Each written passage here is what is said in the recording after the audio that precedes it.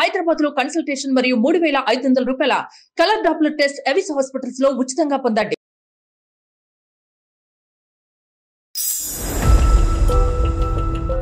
Welcome to అందమైన జీవితం. నమస్తే డాక్టర్ గారు. నమస్తే జయ గారు. నమస్తే. ఒకసారి వెంటనే కాల్ చేసేస్తాను. అమ్మా చాలా ఈ డైలమా సిచ్యువేషన్స్ అనేవి చాలా కామన్ అమ్మా. Where there is a lot of competition. ఎక్కడైతే కాంపిటీషన్ ఉంటుందో అక్కడ కాన్ఫ్లిక్ట్ కూడా ఉంటుంది. అందులో రంగుల ప్రపంచం కదా కళ్యాణ్ గారు, వెరీ అట్రాక్టివ్, చాలా యూత్ ని మరీ ముఖ్యంగా ఇన్ఫ్లుయెన్సింగ్. హలో హేమలత అండి? మేడం, నేను జయానండి, అందమైన జీవితం ప్రోగ్రామ్ నుంచి కాల్ చేస్తున్నాను. నమస్తే మేడం. నమస్తే అండి, మీతో మాట్లాడొచ్చా? మాట్లాడొచ్చు మేడం. రైట్, నేను చూసానండి, డాక్టర్ గారికి బ్రీఫ్ గా చెప్పాను. నాతో పాటు డాక్టర్ కళ్యాణ్ చక్రవర్తి గారు కూడా ఉన్నారు. బ్రీఫ్ గా కొంచెం మీ ఇష్యూ ఏంటి, మీరు ఏం కోరుకుంటున్నారు అందమైన జీవితం నుంచి? హేమలత నమస్తే అమ్మా, నేను డాక్టర్ కళ్యాణ్ చక్రవర్తి. నమస్తే డాక్టర్. నమస్తే అమ్మా. నమస్తే అమ్మా. చెప్పండి అమ్మా, సమస్య ఏంటి? ఫస్ట్ మీ వయసు ఎంత, మీరు ఏ ఊరు, ప్రస్తుతం ఎక్కడున్నారు? సార్ ఇప్పుడు నాకు 26 ఇయర్స్ అండి. మాది నెగిటివ్ ప్లేస్ వచ్చి రాజమండ్రి. రాజమండ్రి, ఓకేనమ్మా. ప్రస్తుతానికి హైదరాబాద్ లోనే ఉంటున్నా. ఇక్కడే ఉన్నారు. మ్యారేజ్ అయిందమ్మా? మ్యారేజ్ కాలేదండి. క్వాలిఫికేషన్ అమ్మా, చదువుకున్నారా? డిగ్రీ డిస్కంటిన్యూ అండి. ఓకే, చెప్పండి అమ్మా. అయితే డాక్టర్ గారు, ఇప్పుడు నాకు ఎటు అర్థం కాని పరిస్థితి డాక్టర్ గారు. నాకు చావు ఒకటే కనిపిస్తుంది కళ్ళ ముందు. నేను సర్వం కోల్పోయాను. నేను యాక్టర్ అవుదామని వచ్చాను డాక్టర్ గారు. నాకు స్క్రీన్ మీద కనిపించడం అంటే చాలా ఇంట్రెస్ట్. ఇప్పుడు నేను ఒక అతని చేతిలో మోసపోయాను. నేను ముందుకు ఎలా వెళ్ళాలో నాకు ఏంటో ఏం అర్థం కాక యూట్యూబ్ లో మీరు అందమైన జీవితం ప్రోగ్రామ్ చూసి మీకు మెయిల్ చేశాను డాక్టర్ గారు. బాధపడకండి హేమలత, మీరు మాకు మెయిల్ చేశారు, చాలా ధైర్యంగా మెయిలే పెట్టారు కదా, ధైర్యంగా ఉండాలి. నా కళ్ళ ముందు నా చావే కనబడుతుంది. అయ్యో లేదు. నో అమ్మ, every problem as a solution. ధైర్యంగా ఉండు. బహుశా నువ్వు ఎవరికి చెప్పుకోలేక మాకు చేసినట్టున్నావు. ఎప్పుడైతే చెప్పటం మొదలు పెడతావో ఆటోమేటిక్గా నీకు సొల్యూషన్ కనిపించడం మొదలవుతుంది. ఫస్ట్ ఫ్యాక్ట్స్ చెప్పమ్మా. నీ ఇమోషన్స్ అనేది కొద్దిగా నిన్ను నువ్వు ఓదార్చుకుంటూ ఫ్యాక్ట్స్ చెప్పండి. చిన్నప్పటి నుంచి నాకు యాక్టింగ్ అంటే చాలా ఇంట్రెస్ట్. స్కూల్లో కానీ కాలేజ్ లో కానీ నేను బాగా ప్రోగ్రామ్స్ లో పర్ఫార్మెన్స్ చేసేదాన్ని, బాగా యాక్ట్ చేసేదాన్ని. అడిగి మరి నేను చిన్న క్యారెక్టర్లు అన్నా చేసేదాన్ని. మా ఫ్రెండ్స్ అంతా నువ్వు చాలా బాగున్నావు, బాగా యాక్ట్ చేస్తున్నావు, నువ్వు యాక్టర్ అవుతావు, నువ్వు ట్రై చేయొచ్చు కదా అనేవారు. ఇంకా నాకు చిన్నప్పటి నుంచి ఇంకా అదే విషయం నేను మైండ్ లో పెట్టుకున్నాను. అలా పెట్టుకుంటుండగా ఇంట్లో కూడా తెలుసు నాకు యాక్టింగ్ అంటే ఇష్టం అని. పిచ్చి ఎక్కువైపోతుంది, ఇందుకు పెళ్లి చేయాలనేసి వాళ్ళు ఆలోచించారు మేడం. ప్రపంచం పొగట్టమే గానీ ఇంట్లో వాళ్ళు అయితే మాత్రం అది ఎంకరేజ్ చేయలేదు ఏమ్మా? ఇంట్లో వాళ్ళు చేయరండి, చాలా పద్ధతిగా ఫ్యామిలీ. ఇంట్లో అసలు ఒప్పుకోరు. ఇలా 3-4 సంబంధాలు చూసారు సార్. చూసిన తర్వాత ఒకటి ఓకే చేశారు, నాకు తెలియకుండా ఓకే చేసి మన్నాడే నీకు నిశ్చితార్థం రేపు అని చెప్పారు. ఆ రోజు ముందు రోజు చెప్పారు నాకు. ఆర్థిక పరిస్థితి అమ్మా ఇంట్లో నాన్నగారికి? ఆర్థిక పరిస్థితి బాగానే ఉందండి మాకు. నాన్నగారు ఫైనాన్స్ ఇస్తారు, ఫైనాన్స్ బిజినెస్ బాగానే ఉంది. సో ఒక రోజు ముందే నీకు చెప్పారు ఏమ్మా? ఎందుకమ్మా అంత లాస్ట్ మినిట్ చెప్పాల్సిన అవసరం ఏముంది? అంటే మీరు నాకు యాక్టింగ్ అంటే ఇంట్రెస్ట్, నా మ్యారేజ్ ఒప్పుకోనని వాళ్ళకి కూడా కొంచెం అర్థమైంది నా గురించి. అంతకు ముందు ఏమైనా సంబంధాలు వస్తే కొట్టేశారమ్మా మీరు? లేదండి, లేదు. అంటే నాకు తెలియకుండా మ్యారేజ్ చేసేద్దాం అనేసి వాళ్ళు నిశ్చయించుకున్నారు. సరే చెప్తాను, ఓకేనమ్మా. తర్వాత మర్నాడు నిశ్చితార్థం పెట్టుకున్నారు. నేను ఒకవేళ చెప్పినా ఇంట్లో ఒప్పుకోరు. నేను నెక్స్ట్ ఇయర్ చేసుకుందామని పోస్ట్ పోన్ చేద్దాం అనుకున్నా కూడా వాళ్ళు వినేటట్లేరు. వినేటట్లేకపోతే నేను నాకు ఏం చేయాలో అర్థం కాక ఇంట్లో కొంచెం గోల్డ్, నా పెళ్లికని గోల్డ్ చేయించి పెట్టారు ముందుగానే. గోల్డ్ కొంచెం 30,000 మనీ తీసుకుని ఆ నైట్ నేను ట్రైన్ ఎక్కి హైదరాబాద్ కి వచ్చేసాను. ఇక్కడ ఎవరైనా పరిచయాలు ఉన్నాయా హేమలత మీకు హైదరాబాద్ రావటానికి? మేడం నాకు ఇక్కడ ఎవరు ఏం తెలియదు మేడం. డైరెక్ట్ గా వచ్చేసారు. ఇంకా సికింద్రాబాద్ కి వచ్చాను. వచ్చి అక్కడే 3 days అలా లాడ్జ్ లో ఉన్నాను.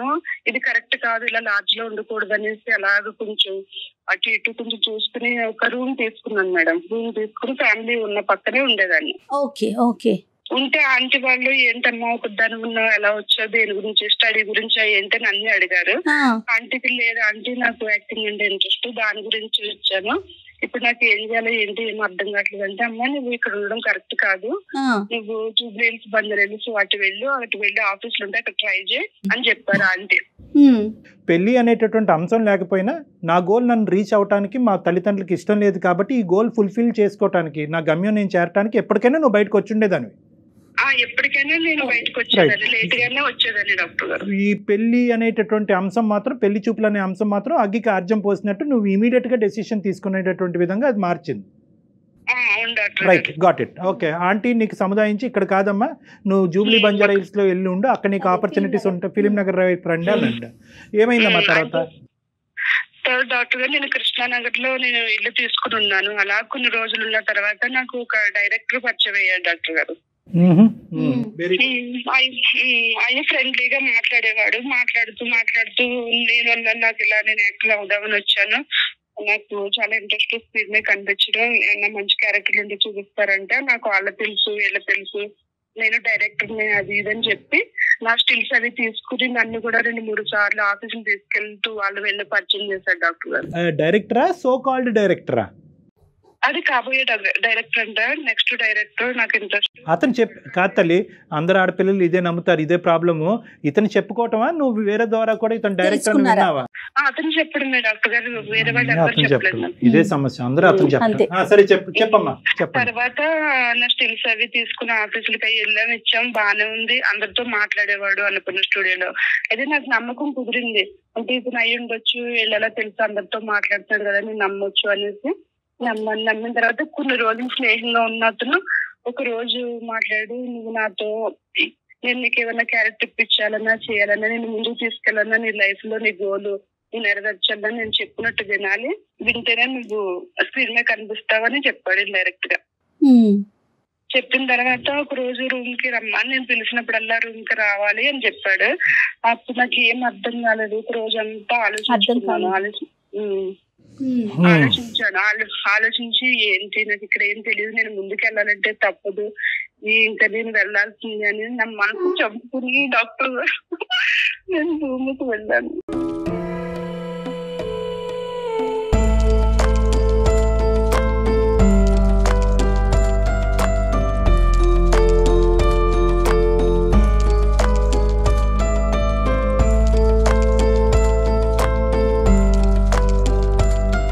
ఇప్పుడు ఏం చేయం లాభం అమ్మా, అంబిషన్ ఉండొచ్చు కానీ అంబిషన్ ఆలోచన కప్పేయకూడదమ్మా. అంటే నేను ఎలాగైనా స్క్రీన్ మీద కనిపించాలనేది నేను ఆలోచించాను కానీ నా కెరీర్ ఏమైపోతుందో నేను ఆలోచించగలిపోయాను డాక్టర్ గారు. కెరీరే స్క్రీన్ అనుకున్నారు, స్క్రీన్ మీద కనిపించడమే మీ కెరీర్ అనుకున్నారు. నా కెరీర్ అదే అనుకున్నాను డాక్టర్ గారు. అది నన్ను కోల్పోయి నేను అలా అతను పిలిచినప్పుడల్లా వెళ్తూ ఉండేదాన్ని. అలా 1 year గడిచింది డాక్టర్ గారు. మరి ప్రశ్నించలేదమ్మా, రూమ్కి రమ్మంటున్నావు, పిచ్చి పిచ్చి పనులన్నీ చేస్తున్నావు, ఇప్పుడు అవకాశం ఏది అనేటటువంటి ప్రశ్న ఎప్పుడు అడగలేదా నువ్వు? అడిగేదాన్ని మధ్యలో, ఇదిగో అదిగో స్టార్ట్ అవుతుంది, కొత్త ఫిలిం టైం పడుతుంది, ప్రొడ్యూసర్ దొరకలేదు, అది ఇది నీకు మంచి క్యారెక్టర్ ఉంది అది ఇది అని చెప్పేవాడు. నేను ఆ మాటలు వినేదాన్ని, నాకు తెలియదు కదా నిజం అనుకునేదాన్ని. ఒక మనిషి 100 సార్లు మాట్లాడుతున్నాడు కానీ చెప్పినటువంటి మాటల్లో ఒక్కటి కూడా సార్థకత లేదు అనేటటువంటి ఆలోచన వచ్చినప్పుడు సహజంగా ఏం చేస్తావు?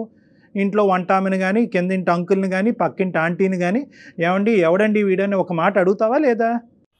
నేను ఎవరిని అలా అడగలేదండి, అదే నేను చేసిన తప్పు. ఏంటి 1 year పాటు గుడ్డిగా నమ్మేశాను. నాకు ఆఫీస్ నుంచి ఫోన్లు వచ్చాయి. డౌట్ రాలేదా హేమలత మీకు? చెప్పండి. లేదు మేడం, ఆఫీస్ నుంచి కూడా ఫోన్లు వచ్చాయి, మేడం 3 months లో షూట్ ఉంది అంటే మాటలు వచ్చాయి.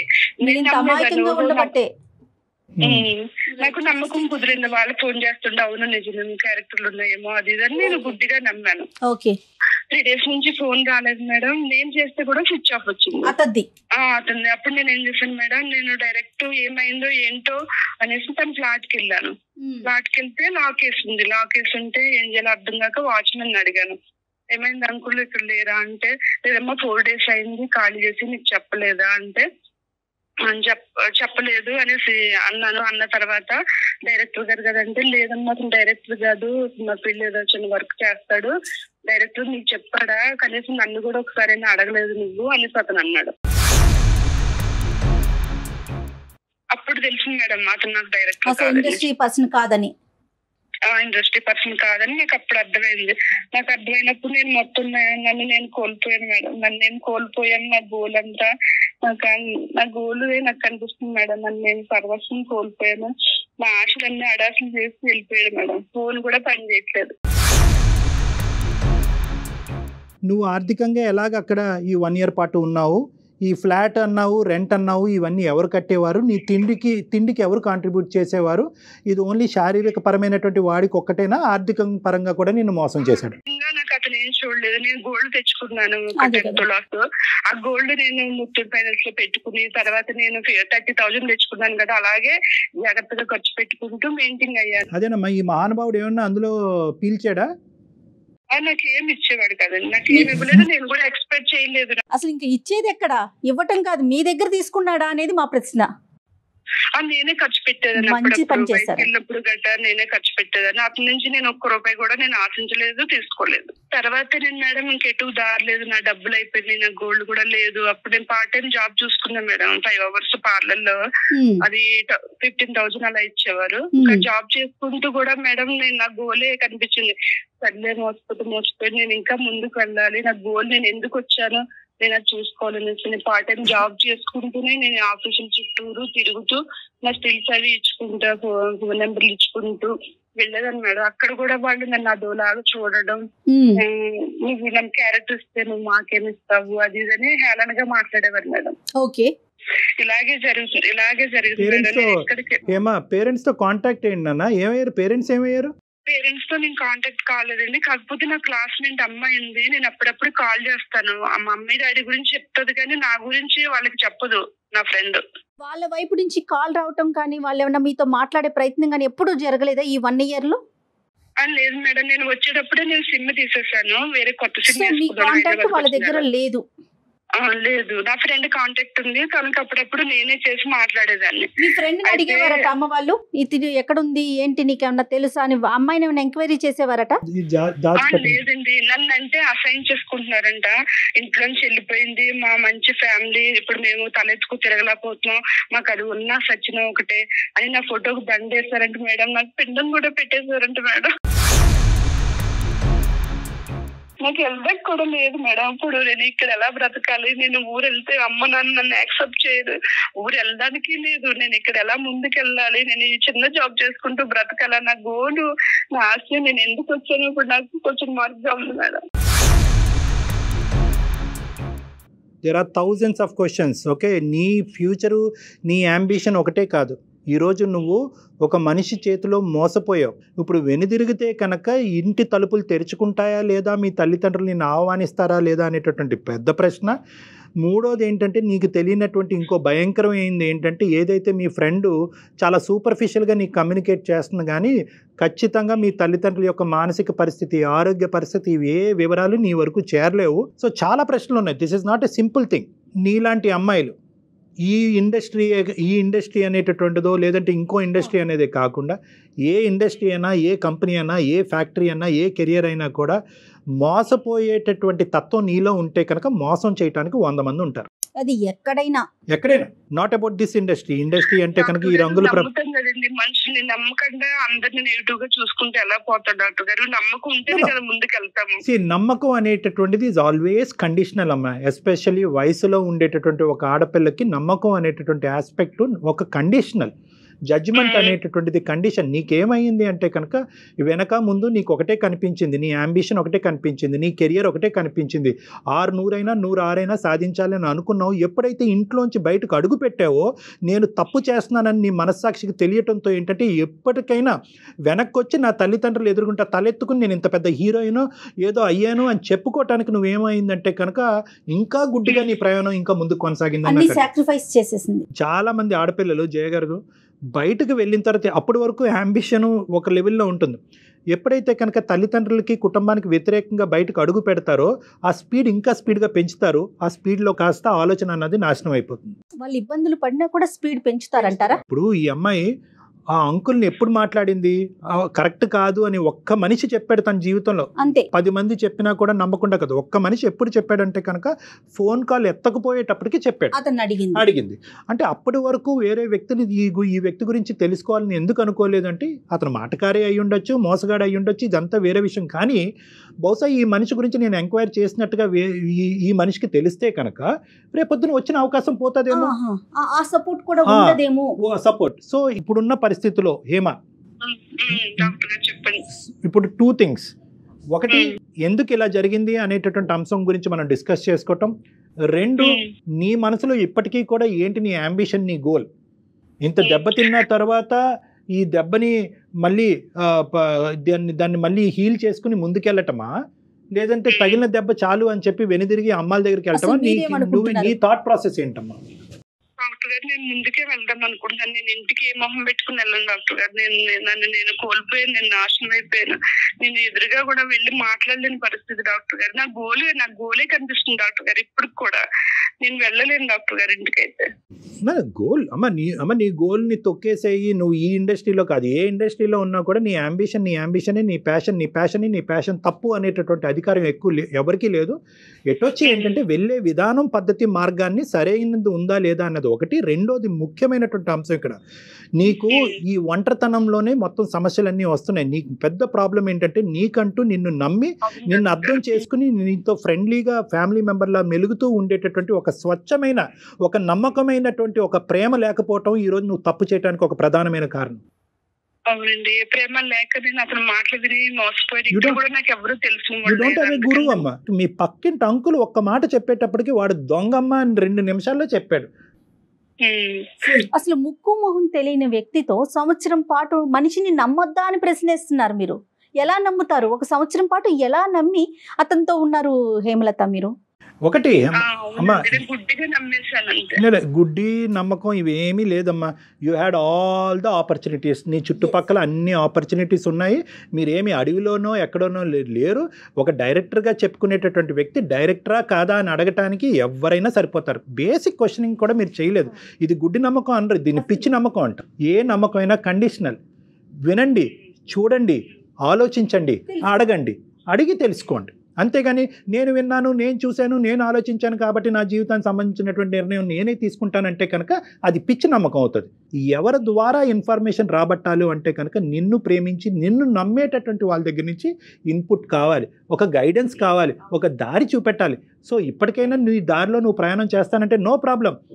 వీరనారిలాగా నువ్వు పోరాడాలి అనుకుంటే కనుక నీ గమ్యం చేరేంత వరకు నువ్వు పోరాడాలంటే పోరాడు, కానీ సపోర్ట్తో పోరాడు. ఇప్పటికీ కూడా మీ తల్లిదండ్రులు ముసుగులో పెట్టద్దు. ఎంత తల్లిదండ్రులైనా ఎంత పిండం పెట్టినా ఎంత దండేసినా కూడా అది నీ కోపంతోనే వేశారు, కానీ నీ మీద ప్రేమ లేక కాదు. వాళ్ళని మాత్రం నీ జీవితంలో డిలీట్ చేయొద్దు ఎప్పటికీ కూడా. వాళ్ళ సపోర్ట్ తీసుకో. అమ్మ నాన్న నా చేతి తప్పు జరిగింది, నేను తెలుసో తెలియకో ఒక డిప్రెషన్లోనో, ఒక పిచ్చితనంలోనో, ఒక మాటల్లో మాయలోనో, గారెడ్లోనో పడి నేను మోసపోయాను. నా తప్పు నేను తెలుసుకున్నాను, నాకు కనువిప్పు కలిగింది. కానీ ఈరోజు మళ్ళీ మీ చేరినంత మాత్రాన నా అంబిషన్ నేను వదలాలి అని అనుకోవట్లేదు. ఏదో పని చేసుకుంటా ఉంటాను, నా బ్రతుకు తెరుగు గురించి నేను పని చేసుకుంటాను, అవకాశం ఉంటే డిగ్రీ కంప్లీట్ చేస్తాను, ఇవన్నీ చేసుకుంటాను. But I will keep trying my opportunities. నాకు మీ సపోర్ట్ కావాలి, మీ ప్రేమ కావాలి, మీ ఆలోచన కావాలి అని చెప్పమ్మా. ఎలాంటి తల్లిదండ్రులైనా కరగటానికి గ్యారంటీ. కొంత నగలు తీసుకుంది, ఒక 30,000 తీసుకొని సిటీకి వచ్చేసింది, ఇండస్ట్రీలోకి రావాలనుకుంటుంది. దానికంటూ కొన్ని క్వాలిఫికేషన్స్ ఉండాలి కదా, కొన్ని అర్హతలు ఉండాలి కదా. అవి తన దగ్గర ఏమున్నాయో అవన్నీ చూడకుండా బ్లైండ్గా ఎవరిని పడితే వాళ్ళని నమ్మేసి నేను మోసపోయానని చెప్పి వెనక్కి వెళ్ళి ఆలోచించుకొని నాకు ఇండస్ట్రీ మీదే ఇష్టం ఉంది, నేను ఇండస్ట్రీలోనే బతుకుతానంటే ఎలా సాధ్యమవుతుందండి? మనలో ఉన్నాయి ఏంటి, ఆ క్వాలిటీ ఏంటి అనేది ఆలోచించుకోవాలి కదా హేమలత. ఇప్పుడు మీ చుట్టూ చదువుకునేటప్పుడు ఉన్న నలుగురు జేజేలు కొట్టచ్చు, మీరు ఆ మహాద్భుతం, అబ్బా మీరు సూపర్ అని చెప్పొచ్చు. కానీ మన ఊరు, మన ఇల్లు వేరు, ఒక ఇండస్ట్రీ వేరు కదా. నీకు ఇండివిజువల్ గా ఒక అసెస్మెంట్ ఉందా? పాయింట్ నెంబర్ 1, నీ టాలెంట్ ఏంటి, నీ స్కిల్ ఏంటి అనే అసెస్మెంట్ ఉందా? నెంబర్ 1. నెంబర్ 2, ఇక్కడ రిస్క్ అసెస్మెంట్ చేశారు. ప్రతి అమ్మాయికి, ప్రతి అబ్బాయికి ఇదే చెప్తాను. ప్రొఫెషన్ అనేటటువంటి దాంట్లోకి ఎందులో ఉన్న దిగాలి అని అనుకుంటే, మీ తల్లిదండ్రులకు కానీ ఎవరికైనా నచ్చినటువంటిది ఉంటే కనుక, మీరు అనుకున్నదే గెలవాలి అనే ఆలోచన మీకు ఉంటే కనుక ఫస్ట్ మీరు చేయవలసింది రిస్క్ అసెస్మెంట్ చేసుకోండి. అక్కడ ఏంటి లాభం, ఏంటి నష్టం, ఈ 100 మంది వెళ్తే కనుక ఎంతమందికి అవకాశాలు ఉంటాయి. ఇప్పుడు ఇంజనీరింగ్ స్టూడెంట్స్ ఉన్నారనుకోండి, 100 మంది వెళ్తే కనుక 30 మందికో 40 మందికో ఉద్యోగం రావచ్చు. సినిమా అనుకోండి ఏ 1000 మందిలో ఒకరికి వస్తుందో, ఏ 1,00,000 మందిలో ఒకరికి వస్తుందో. సో ఇక్కడ రిస్క్ ఎక్కువ ఉంది. సో కాంపిటీషన్ ఉంది. ఆ రిస్క్ భరించాలి అంటే కనుక ఆర్థికంగా మీకు ఒక స్థితిగతి ఉండాలి, సో మోరల్గా మీ తల్లిదండ్రులు టాలెంట్ ఉండాలి, మోరల్గా మీకు ఒక సపోర్ట్ ఉండాలి. ఎన్ని అవకాశాలు టాలెంట్ ఉంది, నేను చాలా బాగా యాక్ట్ చేస్తాను, నాకు నమ్మకం ఉంది నా మీద. కానీ సపోర్ట్ కావాలి కదమ్మా, నమ్మకం ఒకటి సరిపోదు. ఇక్కడ ఏంటంటే పెద్ద లోపం ఏంటంటే నీకెవరు సపోర్ట్. నీ టాలెంట్ బయటకు తీసుకురావడానికి ఒక మార్గం ఉండాలి కదా హేమలత. అందుకని మీకు కనిపించిన ప్రతిదాన్ని అదే మార్గం అని వెళ్ళిపోతున్నారు కదా, అది కాదు కదా. అంటే ఇక్కడ నిన్ను నిరాశపరిచేటటువంటి విధంగా మేము మాట్లాడట్లేదమ్మా, నిన్ను ప్రోత్సహిస్తున్నాను. బహుశా ఇంకొకళ్ళు అయితే కనుక ఏమంటారంటే పన్ని కష్టాలు పడ్డావమ్మా, ఎందుకు ఈ గోల, వెళ్ళి చిన్నపాటి ఉద్యోగం చేసుకొని. కానీ నువ్వేంటంటే ఇంత దెబ్బ తగిలిన తర్వాత కూడా నా నమ్మకం దీని మీదే ఉంది, నా ప్యాషన్ ఇదే ఫుల్ఫిల్ చేసుకోవాలని అన్ని గట్టిగా అంటున్నావు. కాబట్టి నేనేమంటున్నానంటే you can carry forward, no problem. కానీ నమ్మేటటువంటి దాంట్లో ఒక విధమైనటువంటి కండిషన్ అన్నది ఉండాలి, తల్లిదండ్రుల యొక్క సపోర్ట్ అనేటటువంటిది ఉండాలి, గుడ్డి నమ్మకం అన్నది ఉండకూడదు. నీకంటూ నిలదొక్కుని ఒక ప్యారలల్గా ఒక ప్రొఫెషన్ చేసుకుంటూ, వీలుంటే డిగ్రీ కంప్లీట్ చేస్తూ, సినిమాకి సంబంధించిన ఏదైనా కోర్స్ కంప్లీట్ చేసి ఒక సరైనటువంటి వ్యక్తి ఎవరైనా నీకు దారి చూపెడితే ఆ దారిలో నడుచుకుని ముందుకెళ్ళటం అన్నది బెటర్. సరే డాక్టర్ గారు, థాంక్స్ అండి. ఓకేనా, ధైర్యంగా ఉండండి Hemalatha. Reconnect with your parents. వాళ్ళు మీ అమ్మ నాన్న తిట్టచ్చు, కొట్టచ్చు, ఏ చేసినా పర్వాలేదు, మనం చేసినటువంటి తప్పుకి ఆ మాత్రం శిక్ష అనుభవించక తప్పదు. At the end of the day they are your parents. వెళ్ళి వాళ్ళని కలిసి జరిగిందంతా చెప్పి క్షమించమని అడిగి తర్వాత మీ కెరీర్ గురించి నేను చెప్పిన విధానంగా ఆలోచించడం ప్రారంభించండి. ఓకే అమ్మా, all the best. Right Hemalatha, God bless you అమ్మా, టేక్ కేర్. థాంక్యూ. సింధూరం సినిమాలో మనం ఏదో ఒక చిన్న బిట్టు చూస్తాం, చాలా ఇవి ఉన్నాయమ్మా, ఇవి చాలా. కానీ ఇప్పటికీ ఇలా ఉన్నారా అండి నాకు అంటే, మనం పాతకాలం హీరోయిన్లు ఎక్కువగా హీరోల గురించి వింటూ ఉంటాం. వాళ్ళ స్టోరీలు చెప్పినప్పుడు నేను ఇంట్లో నుంచి వెళ్ళిపోయాను, మెడ్రాస్ వెళ్ళిపోయాను, ఒక రూమ్ లో ఉన్నాను, ఇలాంటివి వింటాం. ఈ రోజుల్లో కూడా ఆడపిల్లలు అయ్యింది ఎలా ఆలోచన, ఎవరైనా ఒక 95% మంది ఏంటంటే కనుక సంపాదన ఉండాలి, నేమ్ అండ్ ఫేమ్ ఉండాలి అనేటటువంటిది ఆలోచన సర్వసహజంగా ఉంటుంది. మీరు ఇందాక అన్నారు ఒక మాట, రంగుల ప్రపంచం అన్నారు. సో ఈ రంగుల ప్రపంచంలో ఏంటంటే మనకు కావాల్సింది కావాలి అని అనుకున్నప్పుడు ఏం పోతుంది, సైమల్టేనియస్గా ఏం పోతుంది అనేటటువంటి అసెస్మెంట్ కూడా మనకు కరెక్ట్గా ఉండాలి. టైం వేస్ట్ అవ్వచ్చు, డబ్బులు పోవచ్చు, మోసగించేటటువంటి మనుషులు ఉండొచ్చు, ఇవన్నీ తట్టుకుని నేను నిలబడగలనా అనేటటువంటి ఇండివిజువల్ అసెస్మెంట్ అనేది హేమ చేయలేదు. ఇక్కడ ఇండివిజువల్గా చేయలేదు. ఏం చేసిందంటే కనుక ఒక మనిషి కనిపించాడు, నమ్మాడు, అందులో కొట్టుకుపోయింది. వీడు ఎవరు, ఏంటి, ఎలా అనేటటువంటి ప్రశ్నలు తన మనసులోకి వచ్చినా కూడా అవి చంపేసుకుంది. సో ఈ ఇండస్ట్రీయే కాదు జయ గారు, ఏ ఇండస్ట్రీలో అయినా కూడా మనకి ఇండివిజువల్గా ఆ రిస్క్స్ అనేటటువంటిది మనం భరించగలమా, తట్టుకునే కెపాసిటీ మనకు ఉందా లేదా అన్నది చూసిన తర్వాత నా అనేటటువంటి వాళ్ళతో తోడుగా ప్రయాణం చేయాలి, కానీ ఒంటరిగా ఇలా ప్రయాణం చేయాలి. 100% ట్రూ డాక్టర్ గారు, 100% అండి. నమస్తే అండి, ఇంకొక ఎపిసోడ్తో మళ్ళీ కలుద్దాం. నమస్తే.